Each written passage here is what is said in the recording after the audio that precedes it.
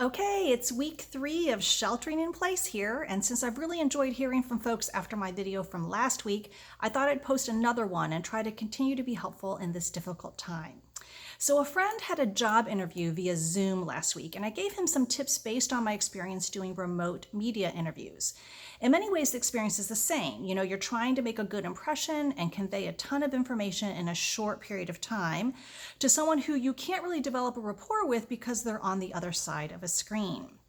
In fact, for most of my broadcast interviews, I am sitting in an empty studio, looking straight at a camera, listening to the interviewer through an earpiece, and not being able to see the anchor or host at all. It's really hard. But I've learned a few things that I think are relevant to people who are interviewing virtually or just trying to communicate better via video conference. Number 1, look at the camera, not at yourself or even the person you're talking to. That's the only way to establish eye contact. It requires a lot of discipline, but it will make your communication that much more effective if people perceive that you are looking at them in the eye.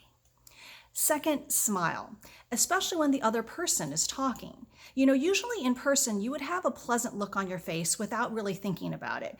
But when video conferencing, most people tend to have kind of a neutral or blank face, which can make it seem like you are low energy or even kind of bored. So deliberately smile and try to look engaged. And number 3, know what your must-make points are, and be sure to steer the conversation to them.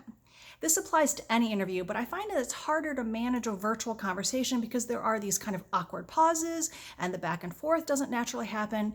So you can tend to end up in kind of rote question and answer mode when you really want to make sure to get your key points across. I actually identified 10 tips for interviewing via video conference, and I've included them in the post below. Hopefully they're helpful to you. And if you have any tips of your own, please share them in the comments. Thanks.